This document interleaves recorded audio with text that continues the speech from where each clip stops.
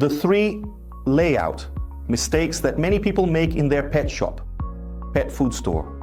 So here's this video, and I want to know if you make any of these mistakes. So, greetings from the pet presenter, Ricardo de Oliveira.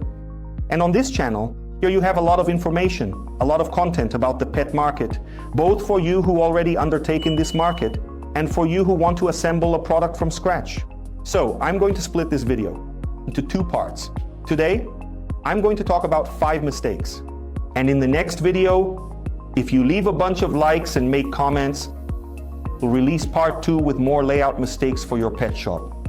Mistake number 1, which many people in this market make. They make, and I see it every time I go on field visits, a secret shopper anywhere in Brazil, from north to south, is placing pet food at the front. Placing pet food at the front boosts sales and visibility. It's what they seek most, hence its front placement. Knowing that I have pet food in my store, yes, but it's precisely because it's the product they look for the most. Place the product at the back of the store because customers will find pet food anywhere. Highlight the promoted product with a small display at the front to boost sales. Keep all other pet food at the back as it's a destination product and customers will locate it. That you want to promote up front because it's a product you want to sell, but everything else, all the feed, you have to leave in the background. Place pet food at the back of the store. Customers will find it. Avoid placing accessories in low traffic areas.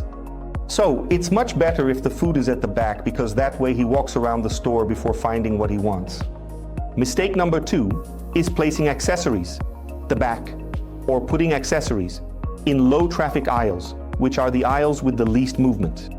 Guys, for the same reason as pet food, people will find accessories wherever you place them in the store. You need to put accessories right in front of the customer. Do you know why? Because people don't leave home to buy accessories. The decision is made at the point of sale.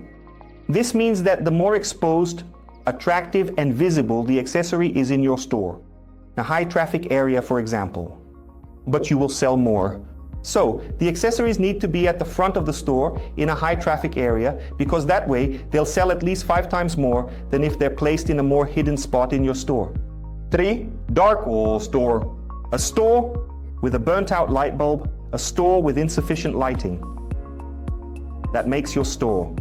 You lose attractiveness, you lose interest. Have you ever tried going into a store that is dark? You can't even see the product properly. You can't really understand what's going on. The product doesn't stand out. It doesn't stand out. It doesn't show up for you. And often you also place the lighting in the wrong spot, so the lighting isn't directly above the shelf. The lighting is in the aisle, which causes the light to spread to both shelves in that aisle. Exactly. So put enough light. And there's one more thing. There's something. Don't think about saving money because saving is foolish. Some people put in fewer light bulbs than they should. Sometimes you have to put in even a little more than what would be recommended. Empty store lighting differs. Products make it darker. Testing empty versus full store varies. With the store stocked, the store automatically gets darker because of the products.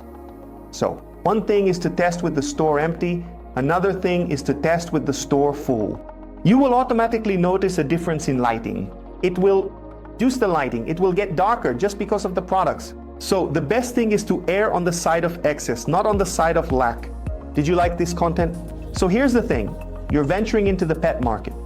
I have mentoring sessions for those who have been in this market for more than 6 months. And you need to boost your revenue, increase your average ticket, and improve your profitability. So, if you want to organize your business and make it more interesting, grow faster and sustainably, so it makes you proud, then learn more about my Blue Label Mentoring, which is an intensive 6-month support program. In your business, so you want to know more information? Send us a message here. There's a link here in the video description. And one of the people who works with me will get in touch with you to explain everything. Number 4, narrow aisles. Oh, what are narrow aisles? The aisle in a store needs to be wide enough for 2 people to pass through comfortably without bumping into each other. This is the best aisle configuration. And Ricardo, what is that? At the very least, at least 80 centimeters for a small store. For a medium-sized store, roughly starting from 50 square meters, the ideal would be 1 meter, 1 meter and 10, or 1 meter and 20. Right. For even larger stores over 100 square meters, you can have aisles up to 1.5 meters wide. Why? The more comfortable your aisles are, the more people will enjoy visiting your store. That means improving the shopping experience. And that way they'll enjoy going to your store. Because nowadays you know that you're competing not just with the corner pet shop, but also with online options. So, many times people prefer to go online rather than to your store. Why? Because your store doesn't have a good experience. It's dark. The aisles are narrow. So, careful. Keep aisles that allow two people to comfortably pass through, coming and going. Number 5, a damaged facade, a dirty facade, or even a faded one. Guys, the facade is the business card of your business.